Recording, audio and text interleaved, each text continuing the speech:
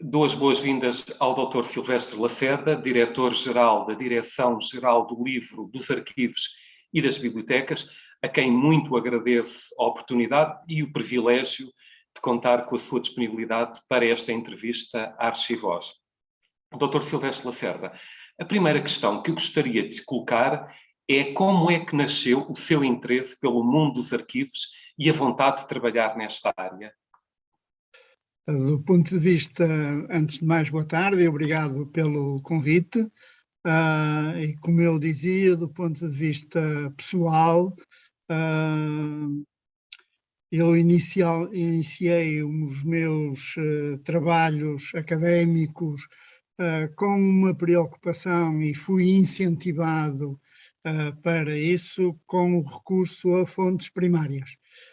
E essa foi uma das características interessantes, quer na área das bibliotecas, quer na área dos arquivos.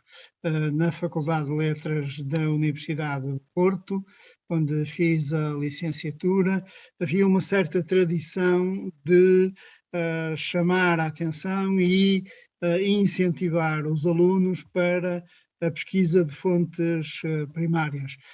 Devo dizer, por este ano até se assinala o centenário do professor Vítor de Sá, que foi um professor da Faculdade de Letras, que desde o início sempre teve esta preocupação, para além de outros professores.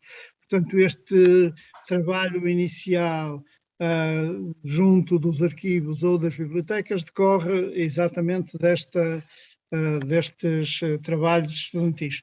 Depois, do ponto de vista do percurso profissional, estive a dar aulas durante alguns anos e sempre também tentei incentivar os alunos na realização de trabalhos de grupo, trabalhos de investigação.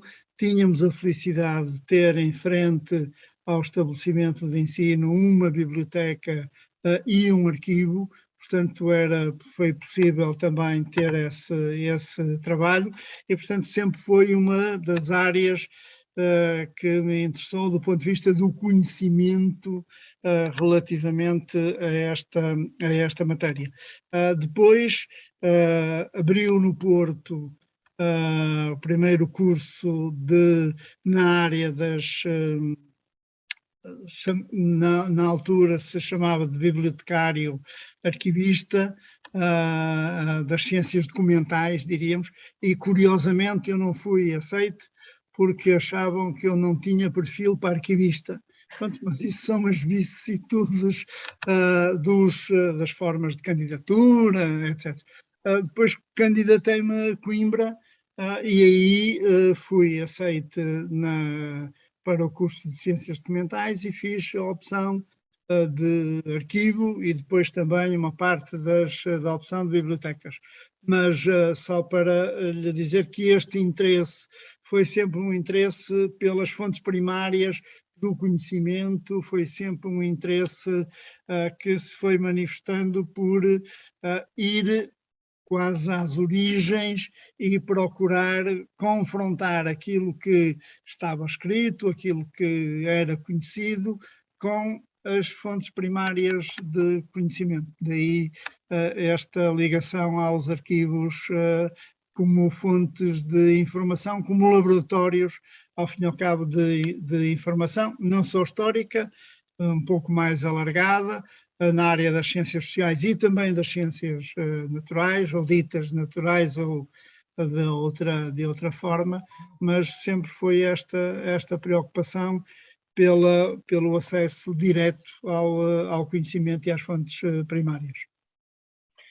Dr. Silvestre Lacerda, a Torre do Tombo é um extraordinário mundo, onde já tive a honra de trabalhar, portanto, com largas dezenas de quilómetros de documentos, a que algumas pessoas têm dificuldade em aceder fisicamente devido à distância a que se encontram deste organismo. Considerando que, mais do que um direito fundamental dos cidadãos, o acesso à informação é uma exigência ética da nossa civilização, o que é que tem sido feito nesse sentido com vista a facilitar o acesso à mesma através da internet, ou seja, o notável e continuado investimento que tem sido feito à frente da DG Lab, desde que se encontra à frente da mesma, para que a documentação pudesse ser acessível à distância, portanto, de acordo com as novas tecnologias. Portanto, este investimento é para continuar e quantos milhões, aproximadamente, de documentos é que estão acessíveis pela internet para que qualquer pessoa possa descarregá-los gratuitamente em vista à tão desejada democratização no acesso à informação? Diria que este processo de digitalização da documentação e de disponibilização da informação é um processo contínuo que desde o início até se falava mais ainda, quase hoje em termos arqueológicos, em automação dos arquivos, nomeadamente com a utilização em Portugal de um programa desenhado pela Ana Franqueira e pela Madalena Garcia, com uma designação que era o ArcBase, e que desde o início, com base no ISIS, portanto software distribuído pela Unesco, e que desde o início, ainda no Porto, nós manifestamos sempre um interesse especial e um acompanhamento especial. Quando surgiu a oportunidade de assumir responsabilidades aqui, portanto, no Arquivo Nacional da Torre do Tombo e na altura ainda se designava Instituto dos Arquivos Nacionais / Torre do Tombo, depois passou em 2007 para a Direção-Geral de Arquivos, em que passamos a ter uma perspectiva mais ampla relativamente a esta matéria. Temos vindo a fazer um investimento continuado de renovação, diria mesmo, da infraestrutura tecnológica, um investimento muito significativo na ordem dos milhões de euros, que tem acompanhado um dos aspectos importantes que é a obsolescência tecnológica, que é não só física, mas também do software, e, portanto, temos tido capacidade e apoio relativamente a isso. Provavelmente também no sentido de que temos vindo a demonstrar que esse foi um dos caminhos, foi uma das estratégias que foi seguida. Começamos com cerca de 30 mil imagens, só para ter uma ideia, em 2005, resultante exatamente de um projeto que foi financiado na altura pelo POCI, e neste momento, ao longo, portanto, destes 15 anos, passamos para 50 milhões de imagens que estão neste momento disponíveis na web. Mas a digitalização e os processos de digitalização, as estratégias que temos seguido, neste momento temos armazenadas cerca de 70 milhões de imagens, ou cerca ainda há 20 milhões de imagens que não estão acessíveis porque requerem associação com base de dados, a associação também de maneira a que seja possível a sua consulta e fazer aquilo que é essencial, também dar essa possibilidade de download gratuito dessas mesmas imagens. E aquilo que temos vindo a desenvolver é ter uma perspectiva destes cerca de 155 quilómetros, que é a documentação que está à guarda da Direção-Geral. Aqui na Torre do Tombo temos cerca de 100 quilómetros de documentos, mas em todo o país, nas 18 unidades que estão dependentes da Direção-Geral, já ultrapassamos os 155 quilómetros de documentação. Estamos a falar, em termos de armazenamento, já de cerca de, diria, muito próximo dos 700 terabytes de informação que temos que gerir, e temos que gerir de uma maneira muito clara. Deixe-me só aproveitar, se calhar, esta oportunidade para falar um pouco sobre o processo de digitalização. O processo de digitalização não é só a captura da imagem, essa é a parte mais fácil. Naturalmente que há que ter equipamentos adequados, mas a captura das imagens é o processo mais simples. Há todo um trabalho anterior que é necessário fazer, de conservação e restauro e de preparação da própria digitalização.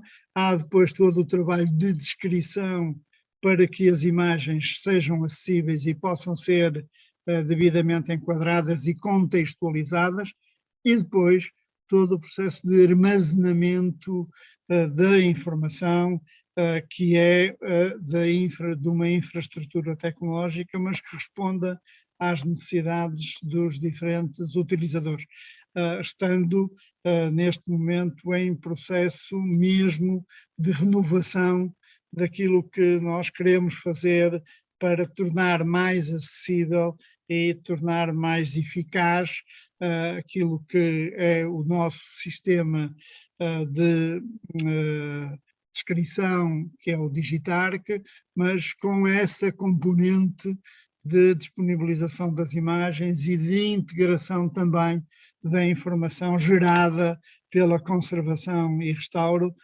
e também dos pedidos eletrónicos que são realizados. E aqui, por exemplo, um dos aspectos importantes tem a ver com a certificação dos documentos e a possibilidade de que os documentos cumpram uma das suas funções, que é serem prova ou evidências sociais daquilo que é a produção documental. Dr. Silvestre Lacerda, qual é a documentação, quais são os documentos mais procurados pelos utilizadores nacionais e de outros países na Torre do Tombo e para que fins? É muito interessante nós conseguirmos perceber aquilo que é, eu diria, genericamente são os registros paroquiais, ou seja, o registro de batismo, casamento e óbito, porque são, ao fim e ao cabo, também os registros da população portuguesa, e nós, felizmente, temos séries documentais muito completas desses mesmos registros, anteriores até ao Concílio de Trento, portanto estamos a falar do século XVI, e é possível aceder a essa informação. Hoje temos tido procura muito significativa nesta época globalizada e de migrações muito significativas de possibilidade de obtenção da dupla nacionalidade, ou seja, para fins legais ainda é possível recuperar documentação do século XVI que nos transmitem os nossos ascendentes e, com isso, a obtenção dessa mesma dupla nacionalidade. E esse tem sido um dos aspectos importantes, para além daquele que é o mais vulgar, diríamos, que é a construção das árvores genealógicas, e estamos a falar hoje de uma outra maneira de olhar para a história da família, não só das chamadas famílias com sangue azul, diríamos assim, mas de uma maneira bastante mais democratizada e de uma maneira mais de curiosidade também, de conhecimento dos nossos antepassados. Uma outra documentação que é particularmente procurada é a documentação notarial, ou seja, os registros que são realizados nos notários, porque tem as descrições das propriedades, porque tem as descrições das transações que são realizadas e que ainda hoje também, para fins legais e para fins de estudo e investigação, são esses os dois grandes as duas grandes áreas que nós temos possibilidade de prestar serviços ao cidadão, nos procuram. Para além disso, diríamos que grandes núcleos, temos 3 outros grandes núcleos, um da Inquisição, que é muito procurado por cidadãos portugueses e por cidadãos estrangeiros, ou seja, para perceber um pouco melhor todo o século XVI, XVII,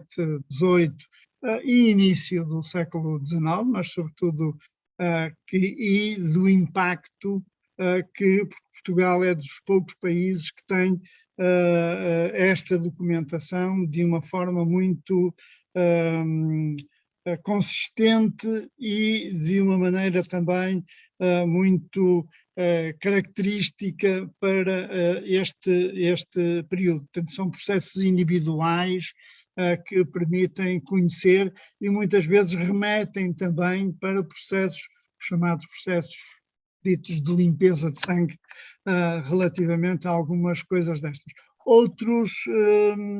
Outra documentação também bastante requerida nos últimos tempos é a documentação da Polícia Política, a documentação da PVDE, PIDE, DGS, que, para além dos aspectos de querer conhecer os resistentes ao regime fascista, quererem conhecer um pouco melhor aquilo que a polícia recolhia de informação, tem também características também legais para a contagem do tempo de clandestinidade e tempo de prisão para efeitos de reforma. É uma outra característica que tem. E, por último, diríamos que da documentação mais muito utilizada sistematicamente, que é o chamado a coleção do corpo cronológico, que é a documentação desde o século XII até ao século XIX, que sistematicamente em todos os manuais da história, de estudos que se vão realizando, de investigação nas diferentes áreas do conhecimento existem. Isto para além, naturalmente, da documentação de caráter monástico, da documentação das próprias chancelarias, tanto que é a estrutura geral do reino, que hoje corresponderia ao nosso Diário da República. Portanto, são os grandes núcleos, diríamos, de documentação que é mais utilizada, e estamos a falar muitas vezes de 400 caixas por dia utilizadas aqui no Arquivo Nacional. Dr. Silvestre Lacerda, se me permite, quais são os documentos, dos mais antigos aos contemporâneos, de que gosta particularmente, portanto, considerando a importância dos mesmos, na Torre do Tombo e também, naturalmente, tendo em conta que é uma escolha que não é fácil, que é uma pergunta difícil. Convenhamos que não é simples aqui no caso da Torre do Tombo, entre os 100 quilómetros de documentos. No entanto, há um que eu diria que é provavelmente também o mais óbvio, que é a Bula Manifestis Probatum, ou seja, aquela que reconhece Portugal e o Reino de Portugal como independente. E esse é provavelmente dos documentos mais significativos. Naturalmente que também não se pode deixar de falar na Carta do Pero Vaz de Caminha, mas ao mesmo tempo, e eu gosto particularmente, não desvalorizando a Carta do Pero Vaz de Caminha, da Carta do Mestre João, que é menos conhecido, é um astrónomo, que tem o desenho do Cruzeiro do Sul, e que é exatamente da data exata da Carta do Pero Vaz de Caminha, e que é um monumento do ponto de vista científico muito, muito interessante. Depois podíamos falar, naturalmente, do Tratado de Tordesilhas, de outros documentos, também mesmo contemporâneos. Por exemplo, há um outro documento que é estruturante para o século XX, que são os diários do Dr. Salazar. Por exemplo, que neste momento está a ser preparada uma edição eletrónica com transcrição do diário do Dr. Salazar, que é essencial para o conhecimento do século XX português. Dr. Silvestre Lacerda, o digital e a digitalização em particular, cada vez mais assume um papel decisivo no acesso e preservação da informação. Como é que encara esta realidade incontornável, atendendo, por um lado, às questões ligadas à autenticidade da informação a que se acede e conseguir que a mesma esteja acessível no futuro, e, por outro lado, o direito à privacidade, ao Regulamento Geral de Proteção de Dados, ao polémico direito ao esquecimento. Portanto, o que é que, em concreto, a DGLAB pretende guardar de cada pessoa comum no que respeita aos documentos digitais, considerando a importância da preservação do que nos foi legado e criar condições para que esse acesso seja continuado? Dizer-lhe que no âmbito do RGPD, portanto, ou seja, daquilo que da proteção de dados pessoais, os arquivos conseguiram, em termos da própria União Europeia e da legislação sobre a União Europeia, alguma área de intervenção para fins de estudo e investigação. Aliás, como os próprios documentos estatísticos também tiveram a oportunidade de refriar, se quisermos, algumas das tendências que não tinham em consideração o espectro histórico e o espectro da investigação que se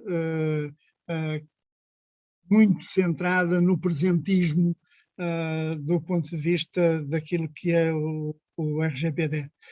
E, portanto, isso permite-nos, de alguma maneira, preservar integralmente, porque essa é uma característica importante, isto é, nós não podemos ter uma atitude de cortar documentos, porque eles claramente perdem autenticidade. E ao perderem a autenticidade, perdem uma característica importante, que é também da forma de fiável com que nós olhamos para os documentos. Este é provavelmente a parte mais importante que nós devemos ter em consideração quando olhamos para um documento de arquivo, e um documento de arquivo que faz parte integrante do património digital. Embora eu consiga perceber que é sempre muito difícil nós falarmos do património associado a quase a uma forma ou a um suporte, mas atendendo ao digital, eu tenho tentado usar mesmo a expressão de património digital, porque eu sei que o património arquivístico é mais amplo, e não é dissociável do património digital. Portanto, o património digital é património arquivístico, mas de qualquer forma é só para ajudar a contextualizar um pouco melhor estas medidas. Dizer que nós temos esta preocupação do registro, temos a preocupação do conteúdo que veicula a própria imagem, temos a preocupação da estrutura com os formatos e as relações entre os documentos, temos a preocupação do contexto ambiental, do ambiente organizacional, funcional e tecnológico que os documentos de arquivo naturalmente têm que ter, e também um outro aspecto importante, que é o da própria apresentação, ou seja, em que tem que se combinar conteúdos, estrutura e software utilizado para evidenciar e mostrar o próprio documento. Portanto, estes aspectos são aspectos essenciais quando nós pensamos quer na proteção de dados, quer da maneira como temos que garantir que a nossa sociedade vai continuar a estar representada nas suas multiplicidades e nas suas diferentes estruturas sociais, políticas, económicas, etc. Portanto, ou seja, nós vamos ter que ter em atenção que o cidadão comum, o cidadão é parte integrante desta sociedade e, como tal, vamos ter também que legar esta participação e este envolvimento na nossa sociedade.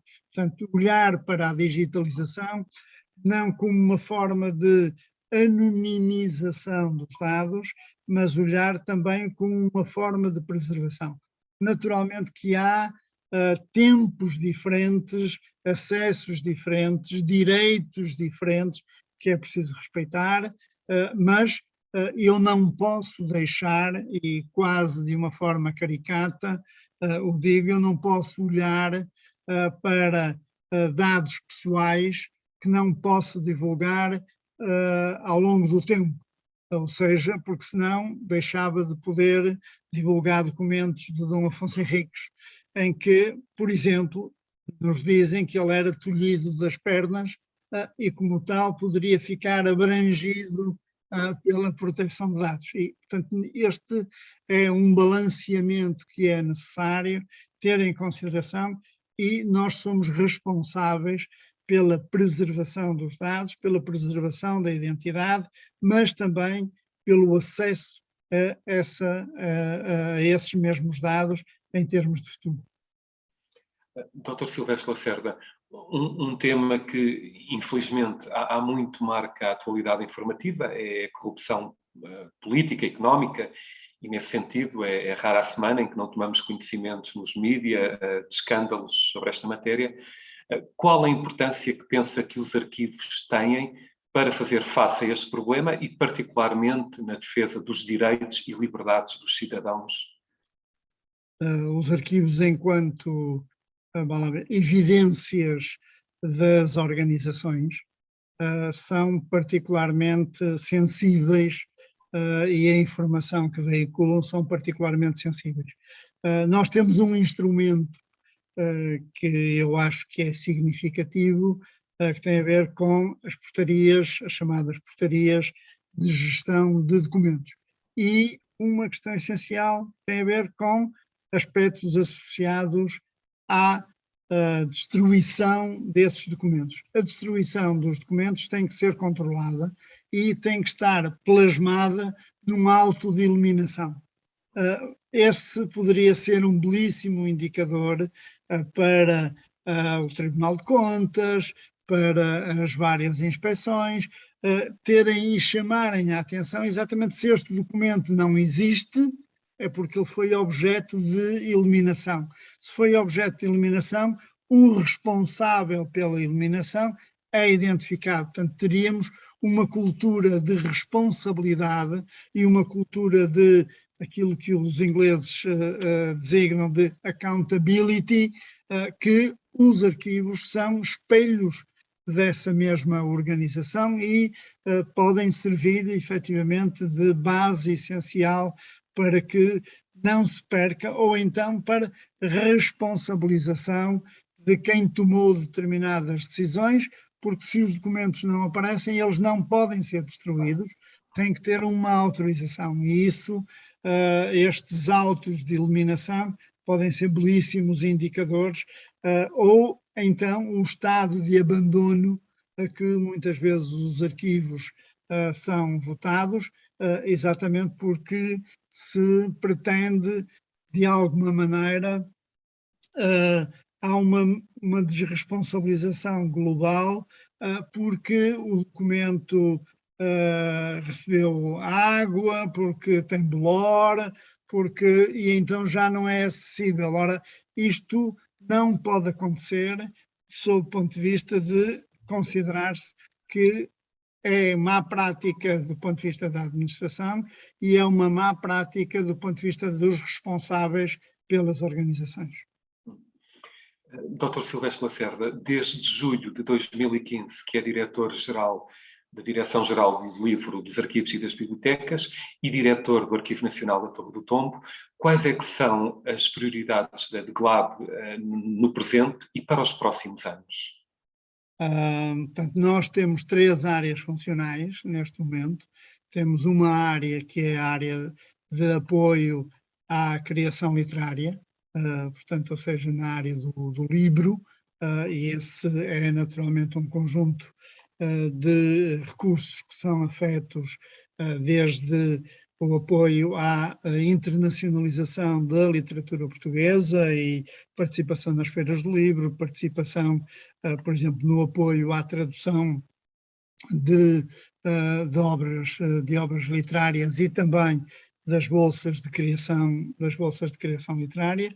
Temos uma outra área que é a área das bibliotecas públicas, com um programa específico de apoio ao desenvolvimento de serviços na área das bibliotecas públicas, que são da responsabilidade dos municípios, mas nós vamos apoiando portanto, serviços que, de alguma maneira, e organização em rede das bibliotecas através das comunidades intermunicipais.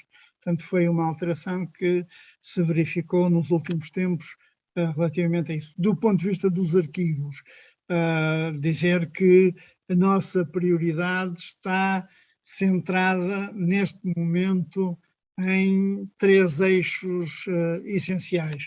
Um tem a ver com preservação digital. Esse é um dos aspectos de resposta àquilo que é a realidade dos arquivos. Uma outra área que é avaliação, seleção e eliminação de documentos. O desenvolvimento do regime jurídico de classificação, avaliação e informação arquivística, que está neste momento em discussão intergovernamental e que vai criar regras que permitem o reconhecimento, por exemplo, dos documentos eletrónicos, mas ao mesmo tempo de estabelecer regras, nomeadamente através da clave, que é uma forma de avaliação controlada e de gestão controlada da documentação produzida pela administração pública.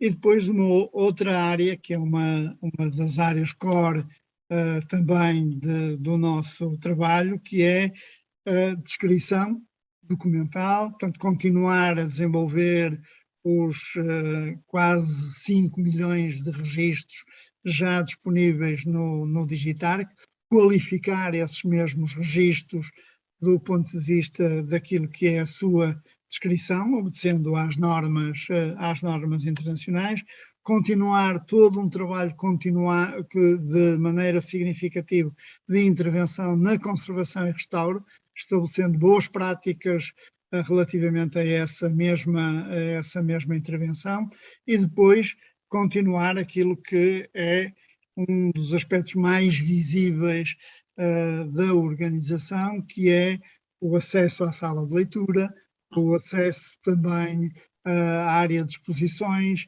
portanto, ou seja, o acesso à documentação, o acesso ao património, a fruição desse mesmo património arquivístico e fotográfico que nós temos responsabilidade para continuar a gerir. Diria que são estes eixos essenciais que neste momento são preocupação maior da Direção-Geral.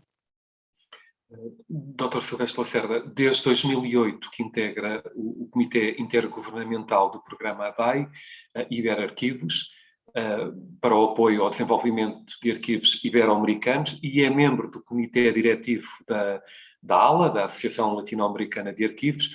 O que é que nos pode dizer do trabalho que tem sido desenvolvido por estes comitês? Quais os seus pontos fortes, mas também os seus desafios? Dizer-lhe só que neste momento não faço parte da direção da ALA, porque assumi responsabilidades no Comitê Executivo, ou seja, neste momento sou o presidente do Comitê Executivo do Conselho Intergovernamental, que gera o programa Iberarquivos, programa ADAI, para o apoio ao desenvolvimento de arquivos ibero-americanos. Este tem sido um programa fundamental para a cooperação nesta região do mundo. Ou seja, com tradição ibérica, fomos capazes de estabelecer uma ponte muito forte com a América Central e com a América Latina. Temos desenvolvidos mais de 7.000 projetos de apoio a pequenos arquivos com necessidades específicas, desde a aquisição de material, aquisição e de preparação de recursos humanos, também apoios significativos do ponto de vista da descrição, apoios também para o desenvolvimento de formação. Portanto, esse tem sido provavelmente os pontos mais significativos deste programa. Contamos naturalmente com as cotas dos diferentes países, mas também um apoio significativo da Agência Espanhola de Cooperação, a AECI, que tem tido um papel muito importante no desenvolvimento deste projeto. Dizer-lhe que neste momento estão abertas a convocatória para a apresentação de novos projetos. Mesmo durante a pandemia, nós mantivemos o programa aberto, naturalmente com as restrições orçamentais foi de índole mais reduzido, mas quisemos manter este mesmo programa em funcionamento, e diria que os principais desafios com que o programa está neste momento a debater-se é efetivamente o seu financiamento, mas também a própria ligação com a CEGIB, a ligação também com a Organização dos Estados Ibero-Americanos. Portanto, são questões de política e de articulação dos diferentes programas existentes, que estão uns mais próximos, mas a transversalidade, eu diria que provavelmente, e o reconhecimento do papel dos arquivos como espaço transversal a toda a área ibero-americana e dos diferentes programas, quer na área do cinema, na área da gastronomia, etc. E ficou agora também demonstrado na área da saúde, com um projeto específico sobre a evolução dos sistemas de saúde e as formas de luta que os diferentes países foram adotando relativamente às pandemias. Foi criado um site especial, exatamente com informação dos diferentes países sobre como é que, historicamente e ao longo do tempo, os países foram lidados com situações também de pandemia, o que eu acho que ajuda a entender melhor e é uma base importante de conhecimento para a atuação no presente. Dr. Silvestre Lacerda falou na pandemia. A minha próxima questão vai exatamente nesse sentido.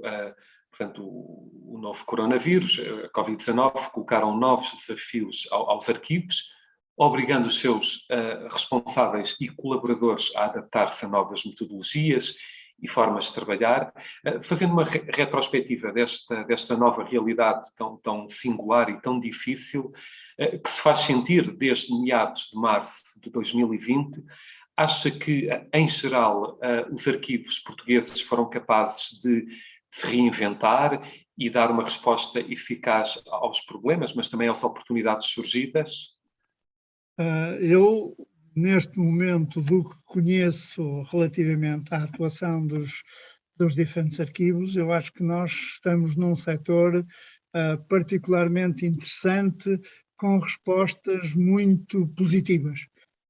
Ou seja, acho que a disponibilização, por exemplo, continuada de serviços, quer por via da digitalização, quer por via de aquilo que muitas vezes foi os pedidos de reprodução específicos dos utilizadores. Tivemos que encerrar durante algum tempo as nossas salas de leitura ou limitar presencialmente a sala de leitura, mas não deixamos de ir respondendo, de criar estruturas que permitiram esse desenvolvimento. A adequação também do teletrabalho, do ponto de vista das respostas e da capacidade de resposta, dos vários trabalhadores foi muito significativa e ainda é muito significativa para que as organizações continuem a funcionar e o acesso à informação continua a ser a base essencial também do nosso trabalho. Naturalmente que tivemos mais dificuldades em áreas mais próximas, diríamos, das exposições, mas nem isso, por exemplo, posso-vos convidar a visitar neste momento uma das exposições aqui no Arquivo Nacional da Torre do Tombo, que é de um projeto europeu, que é o Digital Treasures, que são das novas descobertas às novas tecnologias, com tecnologia mesmo interativa, realidade aumentada, jogos, etc., que são passíveis. Agora, tivemos que reinventar do ponto de vista do acompanhamento, tivemos que reinventar das condições higiênicas que nos foram colocadas pela Direção-Geral de Saúde. Acho que houve um esforço muito grande relativamente às organizações. Por exemplo, aqui organizamos testagem com a colaboração do Laboratório Militar que temos estado a desenvolver, portanto, criando condições de segurança para os trabalhadores. Portanto, foi uma resposta que se adequou de alguma maneira também a uma situação nova que fomos encontrando. Dr. Silvestre Lacerda, uma última questão. Tendo em conta o seu extraordinário trajeto nesta área, o extraordinário trabalho que tem desenvolvido, como é que vê o futuro dos arquivos em Portugal e quais é que pensa que são os grandes desafios e oportunidades para os profissionais da informação? Essa é uma questão que às vezes nós podemos dizer, então um pouco mais informal, é para $1 milhão. Ou seja, há aqui uma oportunidade para os profissionais da informação continuarem a trazer o seu conhecimento para os arquivos. Nós temos, esse é provavelmente o grande desafio, que é um desafio de renovação dos recursos humanos, de renovação também dos conhecimentos dos vários profissionais que atuam nesta área. Cada vez mais nós temos necessidade de um balanceamento entre aquilo que são conhecimentos de caráter geral e conhecimentos especializados.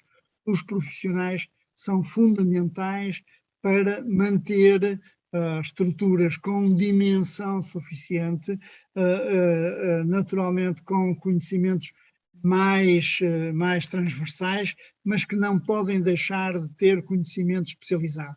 E conhecimento especializado na área técnica dos arquivos, mas também conhecimentos especializados noutras áreas. Estou-me a lembrar, por exemplo, do latim. Quase diríamos que é uma figura quase antiquada, mas se ele tem um conjunto muito significativo de documentos que são produzidos em línguas diferentes, também não tiver capacidade de encontrar parceiros que sejam capazes de intervir a este nível, é muito significativo. Eu diria que a formação dos novos profissionais e a renovação dos recursos humanos é provavelmente o grande desafio que nós vamos ter que enfrentar nos próximos tempos. O outro tem a ver, efetivamente, com questões de preservação, não só do papel, do pergaminho, portanto, dos diferentes suportes e da preservação digital. Portanto, essa como uma componente forte daquilo que são os novos desafios, mas também uma aproximação muito clara a outras áreas do saber. E acho que descobrir os arquivos como fonte de informação, independentemente daquilo que era a área mais confortável, que era a história, eu acho que esse é provavelmente o desafio mais significativo, que é o arquivo ao serviço da organização, o arquivo ao serviço da eficácia e ao serviço da modernização administrativa, isto no caso da administração pública, mas também no privado, é particularmente significativo no apoio à tomada de decisão.